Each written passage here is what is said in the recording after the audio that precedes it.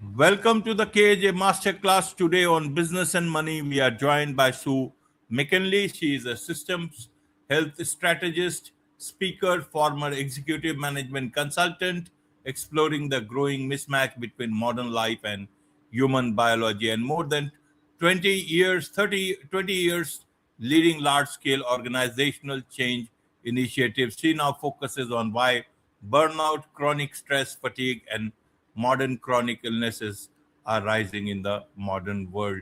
And so today we'll discuss with her about our workplace structures and the workplace wellness system problem. Welcome to the show, Sue. Wonderful to be here with you. Thank you. You're welcome. Welcome to the show, Sue. Welcome to India in this online form. And I'm sure not just in India, but a lot of people, not just in India, but a lot of people across the globe will benefit from what we are going to talk right now. We'll talk about the workplace wellness system problem and much more. But before that, let's learn a bit about your journey, your background, so that the audience knows who they are listening to. Absolutely. So, my background, I'm a consultant by training. I spent over 20 years, as you mentioned, doing that. My degree was computer science, and I went straight into consulting. So, I have training and have spent the first part of my career looking at organizations and helping organizations be different in the future by doing things differently today. But I came to this work specifically through the health challenges of my youngest son. When he was 3 years old, he woke up one morning with a tick, a body tick, full body tick, and it was very concerning. I'd never seen anything like it before. We went straight to the pediatrician, and she had never seen anything like it before either. We ran many, many tests, and that started us on a journey that took several years. And it really opened my eyes to the rising rates of these modern chronic illnesses and how many people are being affected by them. He has made, almost a complete recovery. And along the way, I learned a lot about what wellness really means, and bringing that back to my consulting experience, I'm noticing the same patterns in organizations. These modern chronic illnesses, burnout, chronic fatigue, and more are all on the rise. And I believe they have the same roots, what my son was experiencing and living with, and what I've come to learn about human health more broadly, and now how we're seeing it show up in the workplace.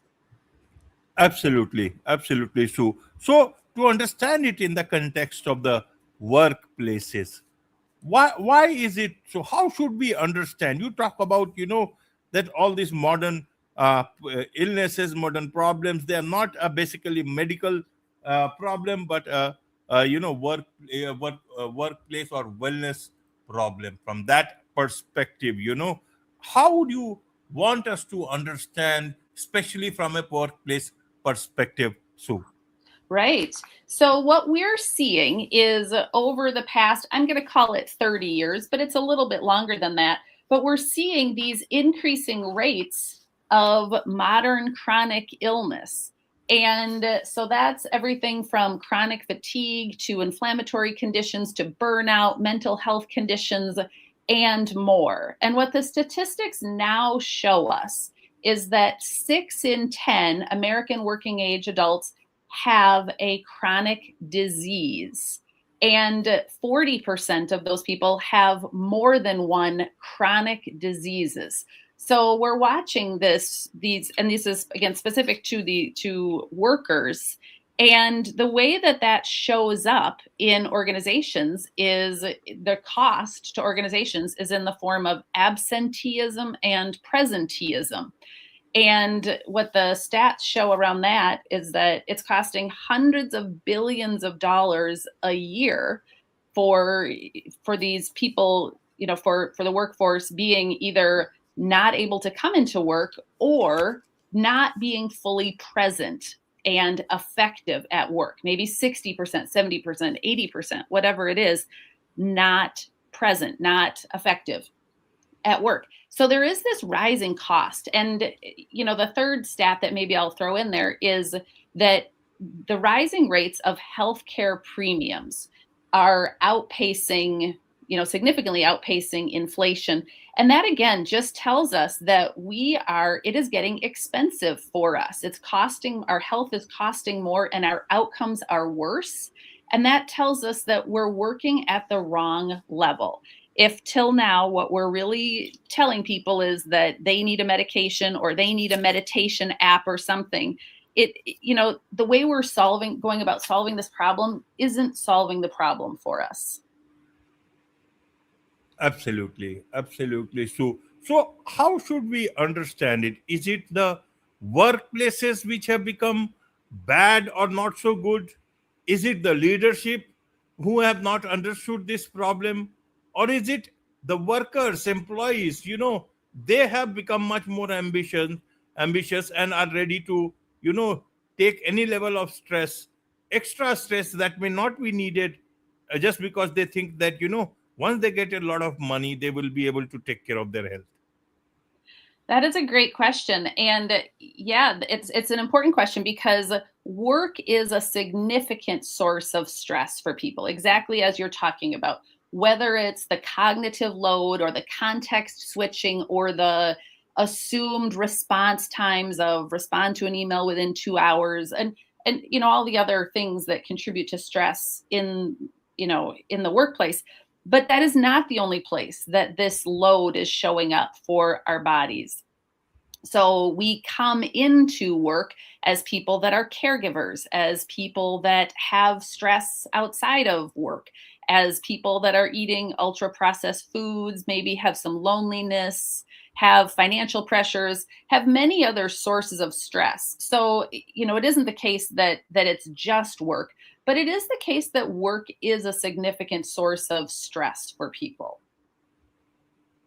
Absolutely. So organizations have also, some organizations, they have been alive to this whole issue.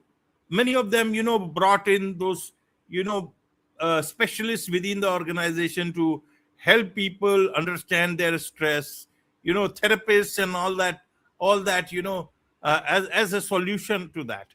Do you think that was the solution or just a patchwork for the immediate and the actual problem has grown beyond that?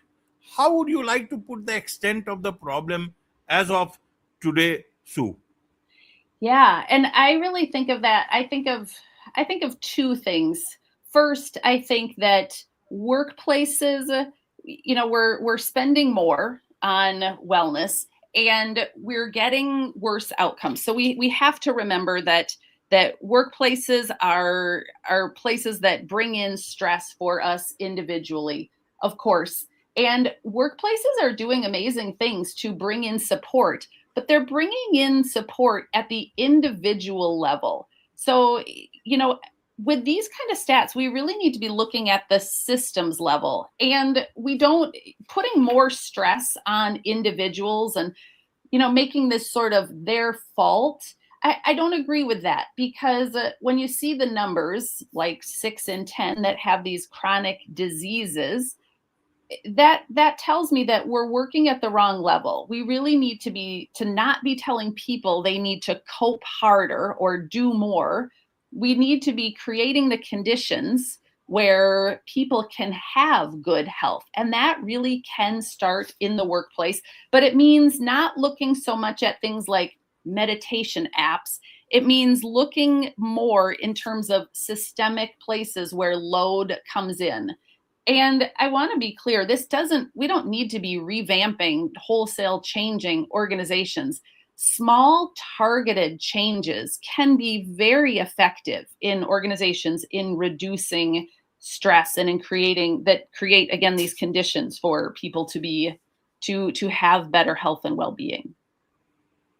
Absolutely. So, what are some of the changes, that can come into organizations that will help a lot of, people? Is it that CEO has to think about it, or is it the HR has to think about it, or just because people think, people are, all adults, they should take care of their health better. We are here only to provide as much as possible within what we are doing? Yeah. So to me, there's a playbook and it's pretty simple. So it's 3 steps. And the first is organizations have to audit their load. So the step is knowing how many times are people, for example, required to attend meetings that are unnecessary for them, or what is the expected response time for emails. Every organization is different. Sometimes it's a leadership, there's a leadership gap, or there's a shadow organization where there are official and unofficial ways of getting things done. But the point is, organizations have to know where their load is coming in for their organization, because it is different at each organization. Second of all, organizations have to build recovery into the way the organization gets their work done. The human system wasn't really designed for stress without recovery. And that's really what it is. We were designed for stress followed by a period of recovery. And so recovery isn't a perk. It's actually a requirement for sustained performance. So building recovery, and whether that means giving people, making sure that people aren't answering their emails at night, or that they are taking their vacation and are really being on vacation regularly, whatever it is for that organization. But recovery can't be considered a perk. It has to be built in. And that just isn't the case for a lot of organizations. And then the third step in this playbook for how to help specific things that organizations can do is organizations have to change what is rewarded. And that means that we might say take your vacation, but if what's actually rewarded is being available while you're on vacation, that's a mixed message, and people are going to do what's expected of them based on the culture of the organization. So the organization has to walk the walk and walk the talk that they're talking. So those are the 3 high-level steps that organizations need to be looking at. Absolutely. So how does the present and the future look like? Do organizations, or are organizations walking the talk, or this is all just good words to be used in organizational vocabulary? The real thing is that their eyes are not on employees' health, their eyes are on the top line and the bottom line. How do you want us to understand this? Yeah. So I think it's clear, the stats tell us, with the worsening health outcomes, that organizations are looking at the top and the bottom line in terms of getting the most out of employees. And I think that culturally that is very rewarded, both in organizations, but also more broadly in the broader culture. But what we're seeing is that it is already becoming expensive to organizations, and they're paying that cost on the back end in the form of these increasing healthcare costs, in the form of this rising absenteeism and presenteeism. So it is already expensive to organizations. So what I'm suggesting, what I would recommend is, bring some of that spend forward and pay on the front end to create these systems that allow for better health and well-being of the workforce, and then reap the benefits on the back end. Absolutely.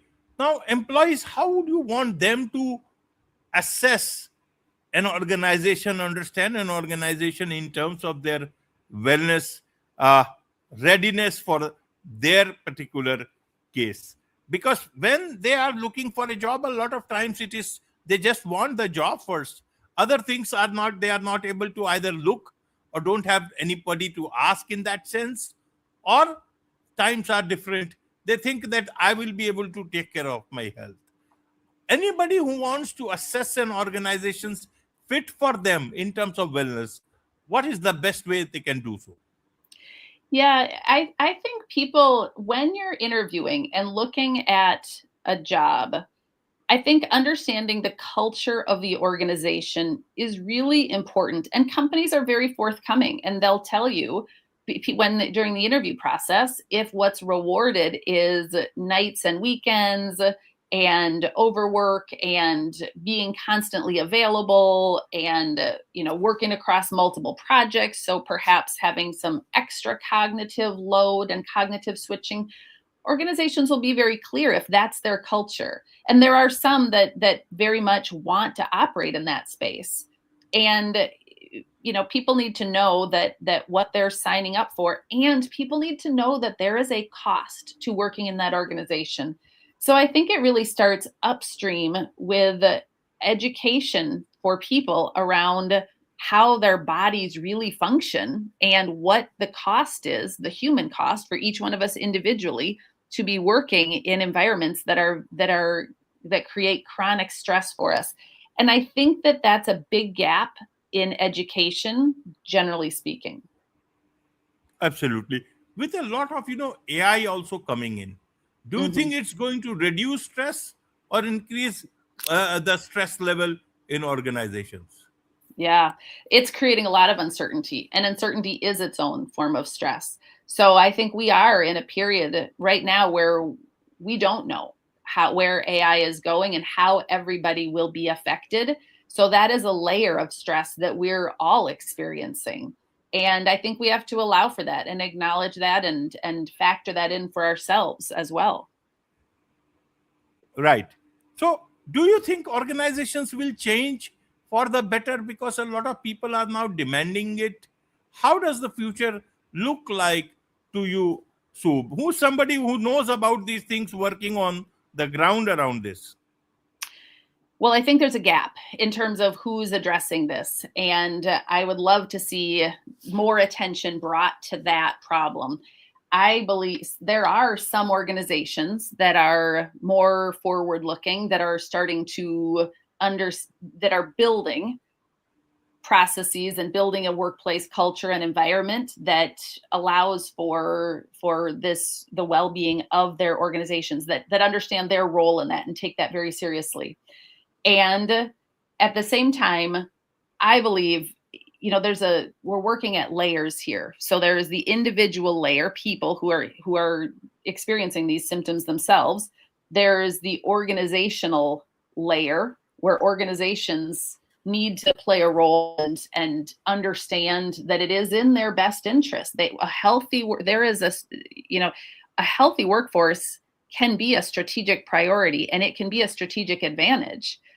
And I think even more broadly, getting to culture, the culture in which these organizations are operating, I think there's a growing understanding that people are getting sick at rates and are staying sick and are more sick than is, that's a problem that needs to be solved more broadly. And organizations have a role, and it's to their benefit to ultimately to have a healthy workforce. But we also can't separate that from the broader, culture that we live in. And I think your question is really important around who thinks this is a problem, who thinks this is their problem to solve. And this is why I believe, we really need to be working at the three levels: individuals, organizations, and then more broadly. What I would like to see is a wellness system, something that is complementary to our medical system, but that is really more about creating the conditions for wellness for the general population, making it accessible to more people. Absolutely, Sue. So that brings me to the question, do you think the way the things are, some states or may have to resort to a thing like just like minimum wage, minimum wellness in organizations? Oh, that's interesting. I hadn't thought about it, in terms of requirements for employees that want to go work for companies. I'd have to think about that. It's certainly, a high impact way to operate. But I think that puts a lot of emphasis back on the individual. And I think the point is that it really isn't about an individual failing. These rising rates of modern chronic illness, it really isn't bad luck happening millions of times.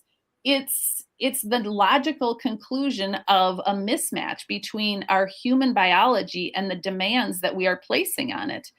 And I would like to see us go upstream of making those requirements of people and really helping create the conditions for wellness at scale, because we're dealing with issues that are at scale at this point.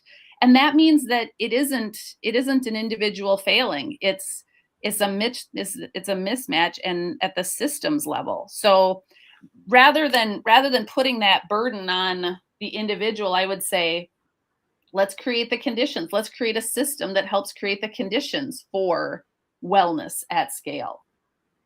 Absolutely. Absolutely. There is so much to learn about all this from you, Sue. And I'm sure a lot of organizations, a lot of companies would want to connect with you, learn more about this, perhaps be your client. What's the best way for them to do so? wellnesssystemroadmap.com/chat. And I would welcome the opportunity to have this conversation with any organization that wants to have this conversation.